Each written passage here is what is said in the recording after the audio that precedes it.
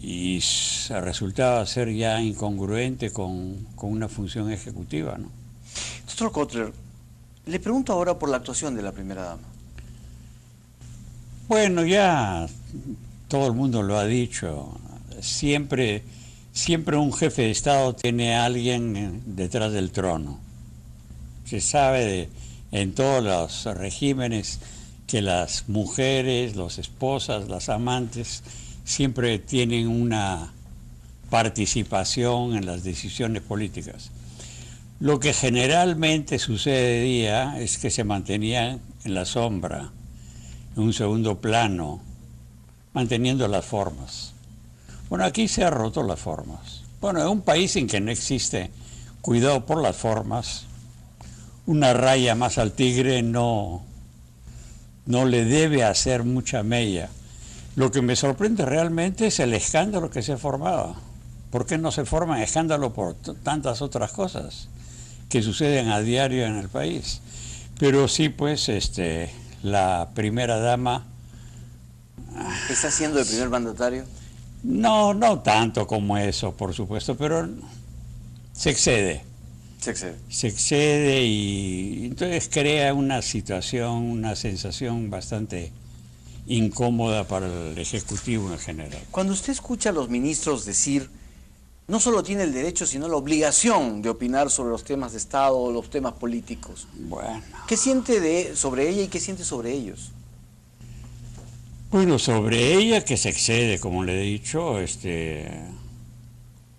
que no sabe todavía hacer política, porque lo mismo podría hacer de otra manera y podría tener resultados mucho mejores de los que ha conseguido hasta ahora.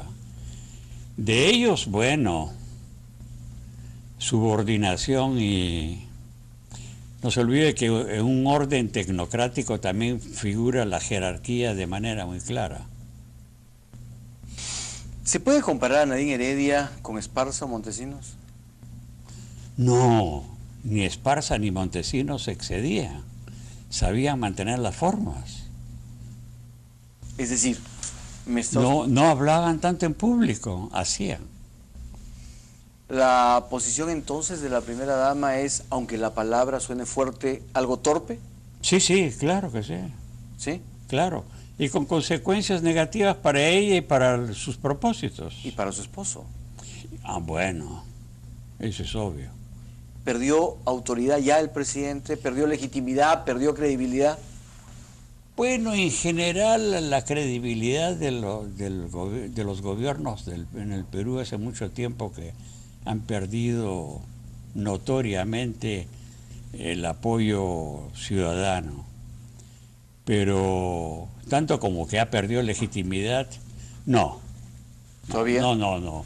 Esta historia de vacarlo por razones morales me parece absolutamente impertinente, por no decir una palabra más gruesa. ¿Postulará a Nadine Heredia? ¿Hace todo esto para alardear de su poder y con eso dar el gran salto? ¿Quién sabe? ¿Que le tinca? Se me tinca que va a ser cabeza de lista parlamentaria. La locomotora de su lista. Y él se presenta para el 2016 para las elecciones presidenciales. Es una persona joven. Si se presentara ahora y podría, digamos, como no hay una definición explícita de que prohíba ser candidata, se encontraría con una oposición muy fuerte. Que podría vencer su intención a pesar de que parece que a través de los programas sociales está logrando lo que podría ser un potencial electorado muy fuerte. Es decir, repartir 2 millones o 3 millones de desayunos, lo cual beneficia no solamente al hijo, sino alegra mucho a los padres.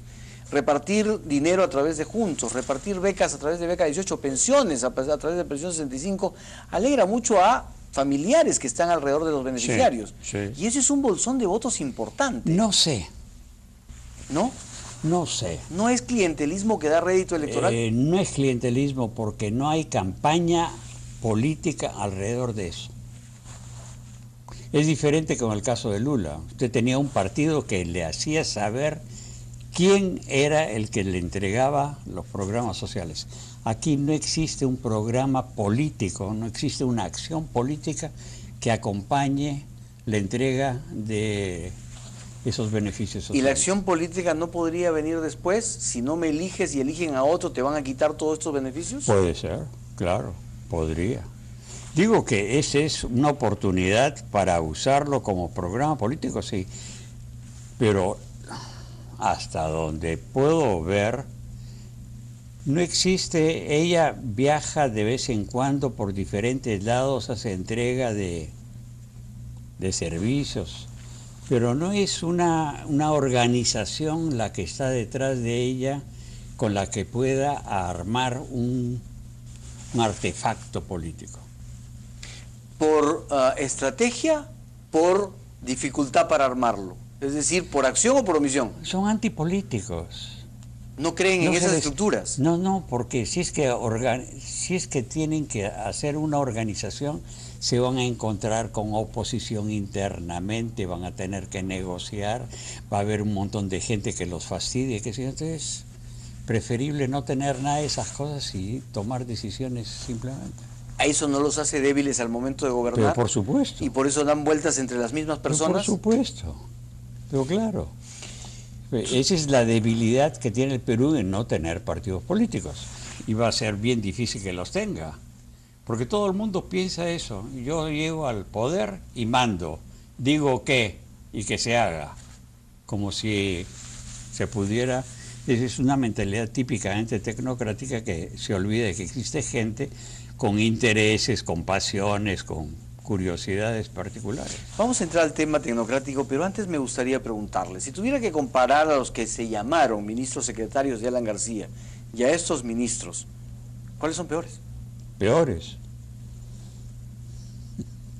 ¿Quiénes son más secretarios?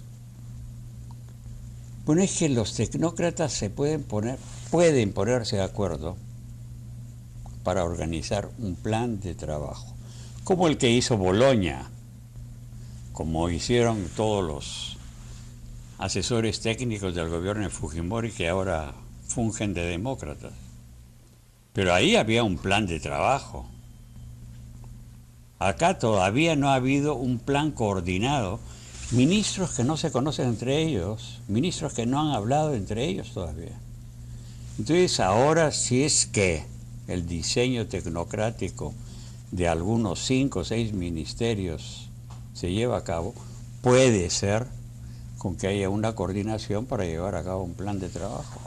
De lo contrario, cada quien hace lo que le da la gana. pero fue un poco la sensación que tuvimos del gabinete que acaba de terminar, la ministra Tribeño, la ministra de Trabajo Laos, en fin, como que cada uno hacía lo suyo y no había coordinación, porque cuando se le preguntaba a uno sobre algo, pues mire el tema del salario mínimo. Claro. ¿No es cierto? Entonces, claro. Esa es la sensación que tenemos. Claro. Que no hay un líder en el gabinete, un coordinador que diga, señores, los temas son estos y sobre esto trabajamos. Claro. Aquí parece que era, como decían, que hacía Marcos Calderón con la selección peruana. Muchachos, ya saben lo que tienen que hacer, cada uno lo suyo. Y ahí acaba el tema. Bueno, pero digamos que el ministro Castilla siempre ponía el veto. Claro, pero mire usted qué cosa curiosa. Cae César Villanueva por decir que el tema del sueldo mínimo estaba en agenda y que lo conversaba con el MEF. Y a los 3 días, el ministro Cornejo, el primer ministro René Cornejo, comete exactamente, no sé si el mismo error, llamarle error, y habla de que el tema del sueldo mínimo está en agenda. No leía los periódicos o estaba en el extranjero. ¿Dónde estaba René Cornejo que no se había dado cuenta que su antecesor cayó por eso? Y obviamente el presidente, ¡pum!, le cae encima, mucho más duro que con Villanueva, porque dice, es irresponsable poner el tema en agenda. Y el ministro René Cornejo lo puso en agenda. Incluso dice el ministro René Cornejo que hay que equilibrar las cosas porque los más afectados no es el gobierno, porque no paga esos sueldos, sino solo la pequeña y la microempresa. Pero eso quiere decir que no han hablado entre ellos. Pero Cornejo y Castilla se conocen de 3 años. Bueno, y desde antes también. Pero para eso significa con que no hay un trabajo coordinado entre todos ellos.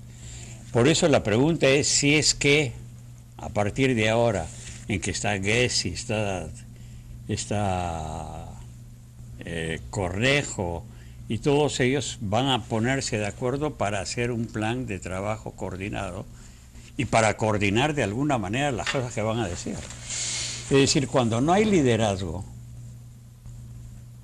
¿qué es eso? Hay desorden. Claro, no, si es que no hay una agenda de trabajo y el presidente no dice qué es lo que quiere y qué es lo que no quiere, cada quien se va por su lado. El ministro Castilla y el episodio en el cual él sale a la televisión, en Cuarto Poder, a clavarle el puñal a César Villanueva. ¿Cómo impactó en usted? ¿Cuánto poder tienes?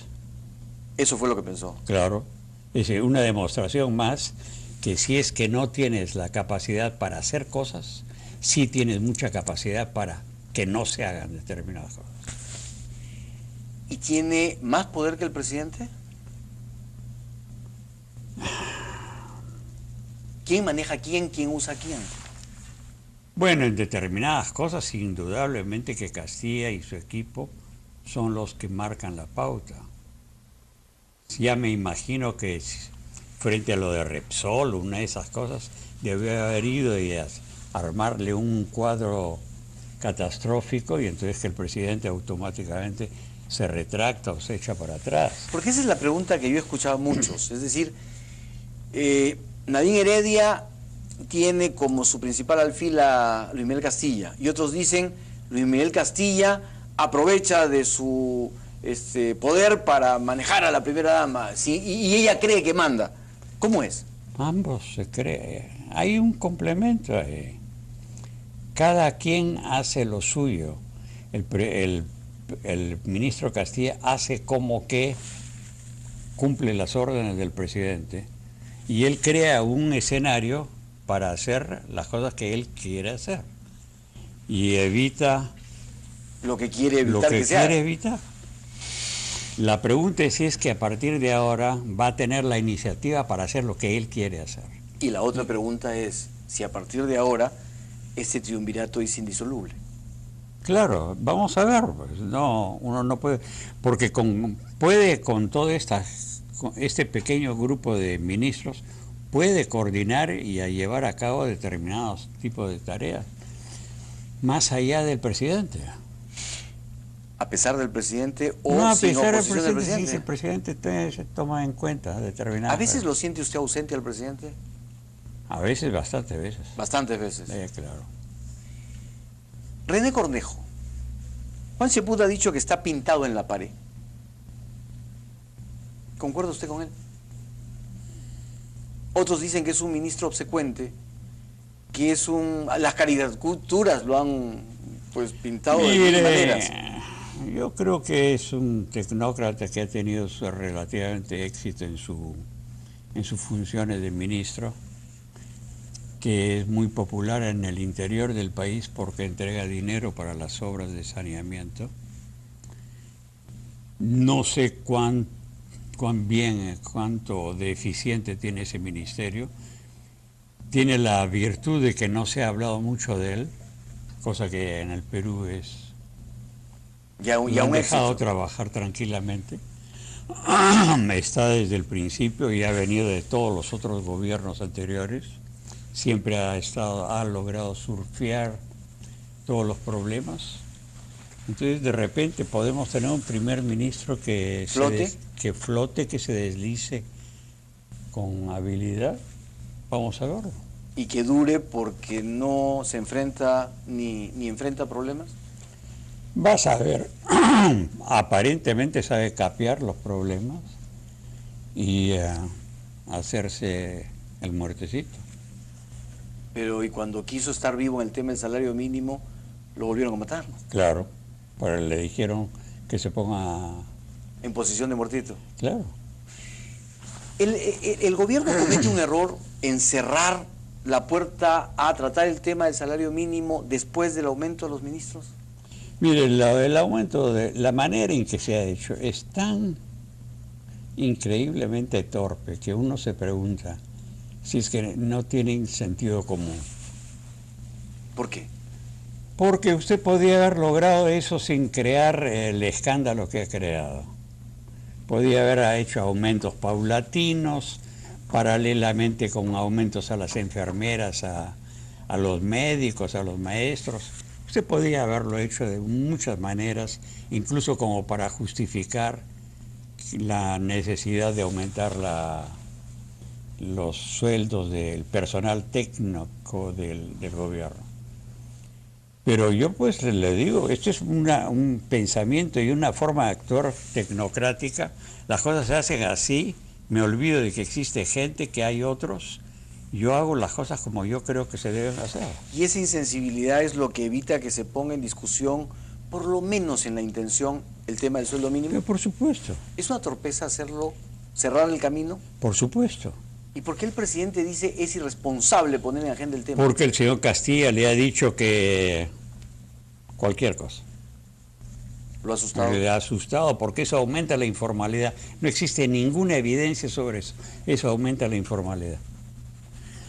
Si es que usted me dice, además le están diciendo 8% de aumento, no están diciendo 100% de aumento, de 750 a 790 a 800 soles. Claro, es indexar el índice inflacionario. Realmente, por eso le digo, desde el momento en que alguien lo puso sobre la mesa, eso ya es un hecho político que tenían que tomarlo en cuenta.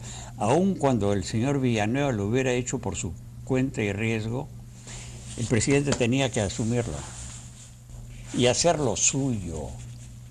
Solo que ¿lo da, pues? ¿No le da? No. Entonces, Kotler, ¿es mejor un gabinete político o un gabinete tecnocrático? Gabinete, los ministros son políticos. Cuando le Tienen roben la cargos palabra políticos. político, entonces... Tienen cargos políticos, tienen que tomar decisiones. Los técnicos están para dar las alternativas y la factibilidad de esas alternativas. Y los ministros para dar la cara. Pero por supuesto. Pero no lo hacen. Bueno, pero ese es el problema que tenemos, pues. Tenemos una falla política en el Perú, un déficit político. De saber hacer política. Que no tenemos partidos, no tenemos los suficientes políticos y los que tenemos en el Congreso son gente que no debería estar en esos lugares, ¿no? ¿Quiénes más debieron salir del gabinete? ¿Qué nombres cree usted que se le quedaron en la pluma al presidente en la resolución? ¿Alguien hubiera sacado usted de los que se han quedado? No, en este momento no le podría decir. No me podría decir. ¿Catiriano, no siente usted que debió salir? Pero cualquiera que entre al Ministerio de la Defensa va a hacer lo mismo, ¿no? ¿Qué significa lo mismo? Muertecito. O sea, nada. Nada, claro. Para sobrevivir. Pero usted no toca a la Fuerza Armada, ¿no? Menos con un presidente que salió de ella. Por supuesto. Ese es coto cerrado del presidente. ¿Siente usted que hay corrupción en el gobierno?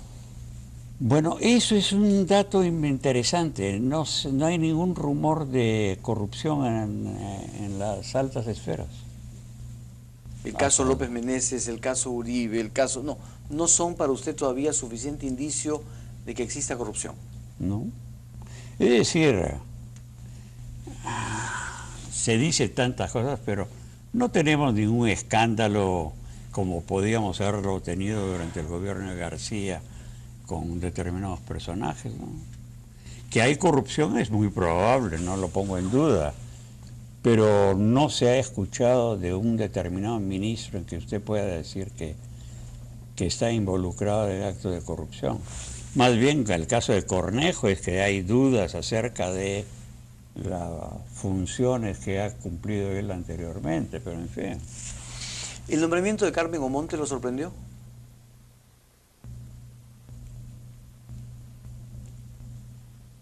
Creo que es absolutamente ¿Indiferente? indiferente. Pasemos a otro tema, doctor Kotler. El llamado de Alan García a una coalición de centro-derecha. ¿A qué le suena?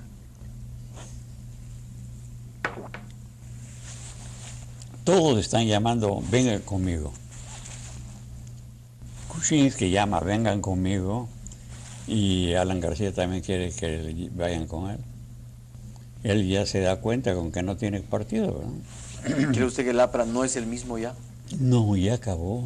¿Se terminó? el APRA que conocíamos. Estamos en otra época histórica. ¿El APRA vive solo porque vive García? Sí, Es su única locomotora. su única. Es decir, además se acabó la tradición de Aya la Torre, el martirologio, todo eso. Estamos en otra época, en la época de la competitividad, la eficiencia, la eficacia. Se olvida usted de los grandes proyectos históricos y todas esas cosas.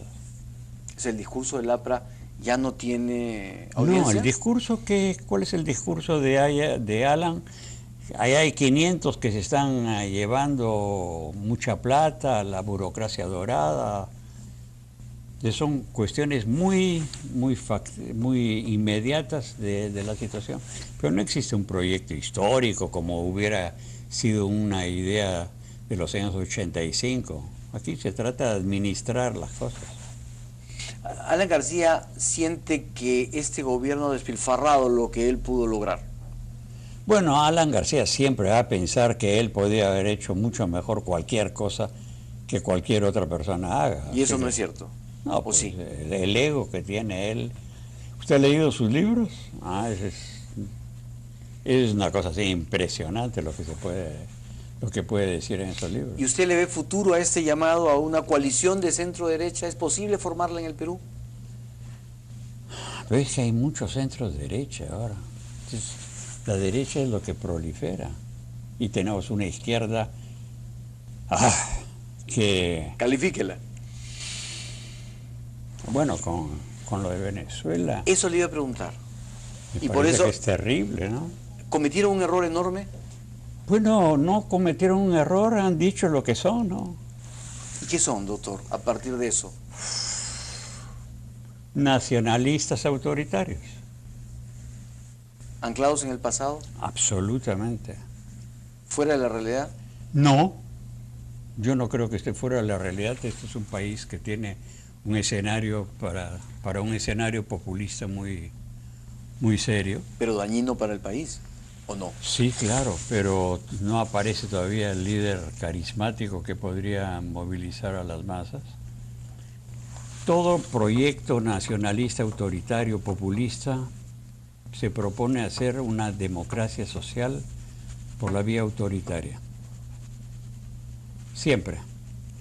Y generalmente los populismos son movimientos dirigidos por General Perón, General Vargas, General Lázaro Cárdenas, Comandante Chávez, General Juan Velasco Alvarado. Entonces, la izquierda, que tanto ataca a las llamadas dictaduras de derecha o a los gobiernos que ellos consideran autoritarios, ¿no son otra cosa que lo mismo? Bueno, pero eso es lo que usted se da cuenta frente a los derechos humanos. Lo que ellos están diciendo es que los derechos humanos hay que defenderlos cuando son cuando son violados por la derecha. Por la derecha, pero cuando ellos lo hacen, no, está bien, santificarlos. Favorece al pueblo. ¿Cree usted que la población peruana pueda conectar con esa izquierda? Con esa izquierda chavista, sí, claro. ¿Sí? Sí, claro. La desigualdad es la extrema desigualdad social, cultural, política que existe en el Perú. Tiene un escenario extraordinariamente para que aparezca un Es personaje. Un caldo de cultivo para cualquier hecho político. Es como si estuviera hecho para eso. Porque no se olvide que el chavismo tiene una base popular muy fuerte. No hay que equivocarse. Pero es que hay un discurso populista que reivindica la dignidad de los pobres y ataca la indignidad de los ricos muy fuerte y que constituye un símbolo de identidad nacional muy fuerte. Pero ese es el enfrentamiento a través de odios. Pero por supuesto. ¿En eso se basa entonces la ideología de esta izquierda que avala a Venezuela? Bueno, eso lo llaman ellos izquierdista, progresista. Si es que eso es izquierdista y progresista, estamos... ¿Le da vergüenza esta izquierda? Vergüenza no, pero me desilusiona profundamente. ¿Le da pena? Sí. La posición del gobierno peruano frente a Venezuela, tibia, débil. Todos los gobiernos han firmado la Carta Democrática y cuando llega a una de estas situaciones se cierra la boca, claro. Cómplices. ¿Para qué te vas a meter en problemas innecesarios? Allá que lo resuelvan ellos. Esa historia de pueblos hermanos, gobiernos fraternos y todas esas frases pomposas que hay son puro globo de aire. Doctor, ¿debe postular Susana Villarán a la reelección? ¿Debe? No sé si debe. Puede, sí. Sí. Pero si debe es un problema. ¿Y usted cree que tendría alguna opción? No. ¿No? No. ¿Va a perder con Castañeda? Va a perder con cualquiera, ¿no? ¿Con cualquiera? ¿Incluido con Pablo Secada? Sí, claro. ¿Sí? Claro. ¿Y qué opinión tiene de Pablo Secada? Que es un buen tecnócrata, que está metido en problemas familiares espantosos, no sé cómo ha logrado, cómo se ha llegado a ese nivel, pero el líder populista es Castañeda, puede ser Castañeda. A nivel de la alcaldía. Al nivel de la alcaldía y de ahí dar un gran salto. ¿Usted cree? Pero si es que no lo veo con el ánimo para hacerlo. No. Lo golpeó mucho haber perdido la... Sí, pero además es una persona, para ser un líder carismático se requiere tener mucha energía, y no la hablar tiene. mucho y tener mucha iniciativa. Algo así como Gastón. No. ¿No? ¿No le ve usted a Gastón como el líder que pueda arrastrar? No lo veo en ese plan. ¿No? No, es muy comedido. ¿Qué significa comedido? Muy cuidadoso en lo que dice. Sí. Se requiere ser mucho más aventurero con las palabras como Chávez, que podía soltar cualquier... O sea, ¿Gastón de candidato no tendría opción? Bueno, sí, claro que podría tener opción, pero no como un líder populista. Ya. ¿Y como un tecnócrata? Tampoco. Pero es una persona que difunde optimismo, que es un individuo positivo, que puede atraer mucho a los sectores medios. Y jóvenes. Y jóvenes. ¿Pero que le haría bien al país? ¿Ya en una primera magistratura?